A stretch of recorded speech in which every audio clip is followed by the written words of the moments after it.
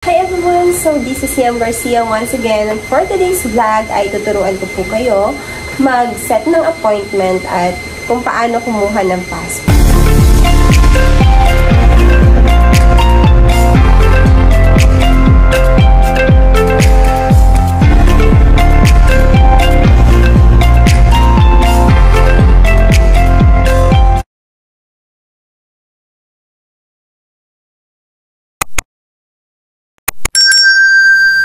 In this vlog, I will be sharing also some tips kung paano kumuha ng passport para hindi kayo pabalik-balik. Okay, para doon sa mga may existing passport na or nakakuha na sila dati ng passport, so kunwari ay nag-expired na yung kanilang passport at gusto nilang mag-renew.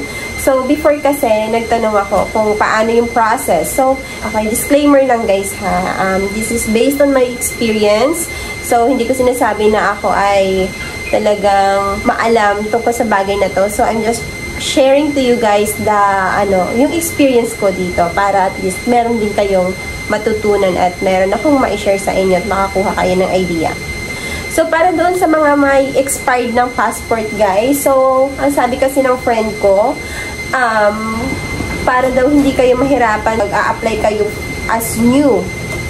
Which is mali, guys. So, kapag kayo ay meron ng, before ay passport holder na po kayo at nag-expired ng inyong passport, kailangan po, kapag kayo ay nagpa-appointment, ang i-click nyo po doon is renewal po. So, renewal po ang inyong pipindutin. Kasi, pagdating po sa DFA or pagdating doon sa sa DFA or kahit saan mang site, malalaman din nila yung inyong information at matatrack nila yung inyong record. So, magkakaroon kayo ng problema at maaari kayong pabalikin katulad nung nangyari sa akin kasi hindi ko din-disclose doon na meron na akong. So, doon sa aking applications, hindi ko sinabi na before ay passport holder na ako. Tapos, na-track nila yung record ko na meron pala akong passport. So, ayun, pinabalik ako. At doon naman sa mga nawawala yung passport, kailangan nyo munang gumawa ng police report. So, marami siyang process, guys. So, meron din kayong babayaran na 350 for penalty sa inyong expired passport. So, malaking problema po siya. So, kung kayo ay expired na ang inyong passport, renewal na lang guys, mabilis lang yung kanyang process. I just want to add this also na doon sa mga before sa may mga passport na before. So, katulad ko, meron na akong passport, yun nga lang ay renewal na ako. So, ang prinisan ko na lang guys is Xerox copy na lang ng aking birth certificate. So, before yung passport ko kasi before, pang dalaga siya. So, nag-renew ako for married naman siya. Married naman yung surname ko dito. So, nag-present po ako ng birth certificate and marriage certificate. So, pagdating po sa DFA guys, hindi na hiningi yung original copy, pero kailangan nyo pa rin magdala at i-Xerox nyo po yun. Kasi ang hinihingi nila is yung Xerox, pero tinitingnan pa rin nila yung original. So, sa lahat ng mga pupunta doon guys, so magdala kayo, lahat ng IDs na available sa inyo ay dalhin nyo na po. Yung national ID guys ay nagtatanggap naman sila, pero yung may malaking QR code lang po ang kanilang tinatanggap. Ipa-print nyo po yun, kung meron kayo, yung national ID nyo. Ipa-print nyo, ipa-laminate nyo, i-Xerox nyo lahat ng mga documents para hindi kayo pabalik-balik. Dito sa mga newbie naman, sa mga first timer na kukuha ng passport guys, so advice ko lang sa inyo guys is magdala na kayo ng inyong birth certificate na galing PSA guys. Hindi sila tumatanggap ng galing lang sa yung registrar, yung sa munisipyo guys, hindi sila tumatanggap. It should be coming from the PSA. And also dun sa may mga asawa na marriage certificate po, kailangan nyo pong magdala.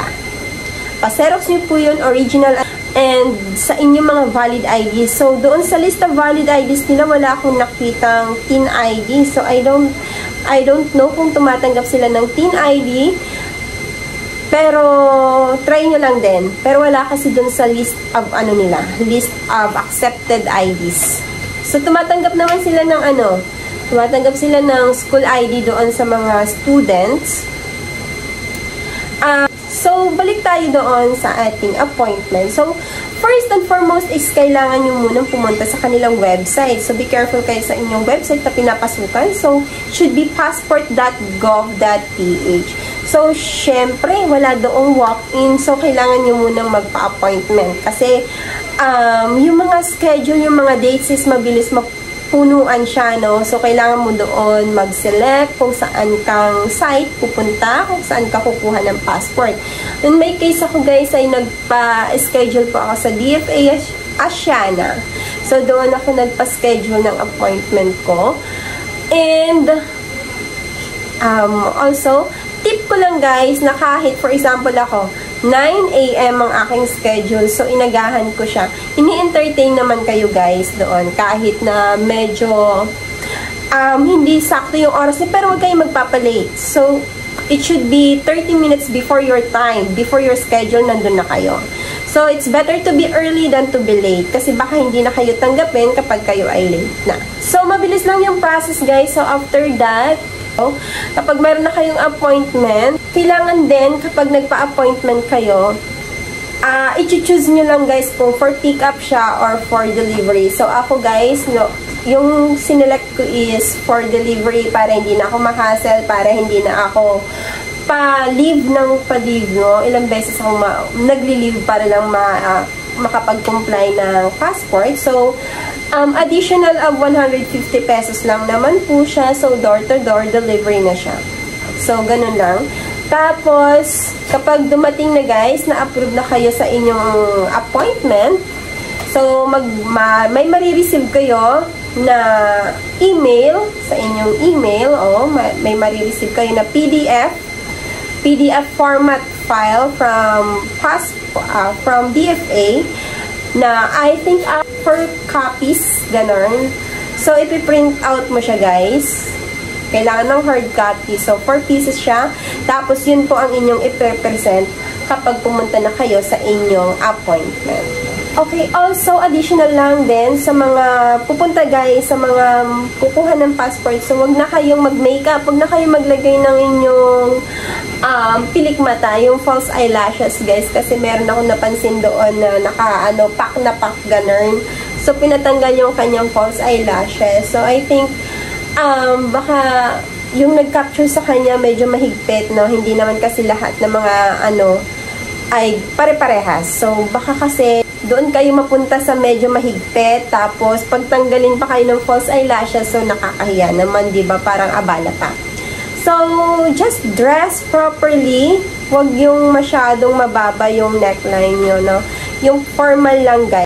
Yung sakto lang. Yung casual, pwede na yung ganun. Pero huwag yung masyadong daring kasi hindi sila tumatang. Yung nangyari kasi sa akin, so nakaschedule ako for September 10. So, that is my original schedule sa aking appointment. Tapos, hindi ako nakapag-proceed on that day. Kasi nagkaroon nga ng problema doon sa aking declaration. So, sinabi ko kasi doon na I'm just a new applicant. So, which is mali. Kasi, syempre, na-track nila yung record ko. So, mabuti na lang, guys, at hindi ako nagsinungaling. Kasi, hindi ako nagsinungaling doon sa interview. Kasi, sabi, kung meron daw akong passport before. Sabi ko, yes, meron akong passport before. Pero, pangdalaga ko na kasi siya. Kaya, hindi ko sinabi dyan na for renewal ako. Which is mali pala, guys, na kapag, kung ganun yung situation nyo, katulad nung sa akin, so nagkaroon kayo ng passport before, nung dalaga pa kayo, kailangan nyo pa rin sabihin na before ay passport holder na kayo. Tapos mabilis lang yung kanyang process at hindi na kukunin yung inyong mga original documents like birth certificate. Kailangan lang nilang makita yung inyong birth certificate na original and marriage certificate for verification. Hindi na nila kinukuha yun, guys. So, ang ano dito, guys, ang lesson learned lang talaga dito is magsabi kayo ng totoo at huwag kayong matakot. So, nagkaroon din, guys, doon sa aking form ng kulay red. So, doon sa may consular office, parang ganon, di ba, binibigyan ng number. So, meron doon nagsulat ng LOL. Yung pala, guys, is ang ibig sabihin ng remarks na yon is meron daw pala akong parang kapangalan. Kapag nagkaroon kayo ng ganong case, so, nakakatakot. As long as wala naman kayong krimen na ginawa outside, di ba? So, wala yon. Siguro nagkaroon lang ng kapangalan, kaya nagkaroon kami ng konting delay. And also kasi, hiningi yung passport, yung old passport ko, tapos hindi ko ma-provide. Kaya, hindi ako nakapag-proceed on that very same day. Kaya, na-risked ako. At kapag nga pala sa appointment guys, kunwari, hindi mo na-process on that day, on your appointment day, so, anytime, pwede kayong pumunta at i-proceed yung iyong application for 6 months. So, kapag hindi mo pa rin pre-process after 6 months guys, wala na. I mean, hindi na covered. So, kailangan mo ulit magpa-appointment. So, dapat within 6 months guys is matapos mo yung process mo. Para... Kasi bayad na siya, di ba guys? So, sayang naman, bayad na siya. Kaya kailangan ma-process mo siya before 6 months. I'm expecting my passport na it will be delivered on October 4 or September 27 tentative date. So, ayun lang guys. So, itong video na to ay ginawa ko para sa awareness at para doon sa mag-a-apply ng kanilang passport. So, good luck sa inyo and I hope nakatulong ako in this video. And see you in my next video. Thank you! Oh my God! Si Air 21. So, kukunin ko na yung aking passport sa Air 21. Thank you!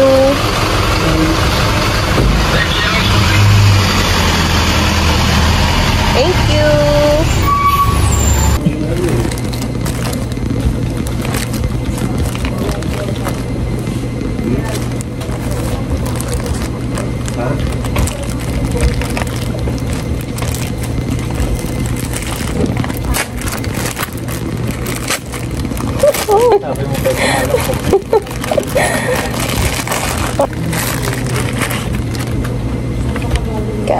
Gotcha. Thank you. Bakit hindi ka naman kasama? Siyempre, binayad.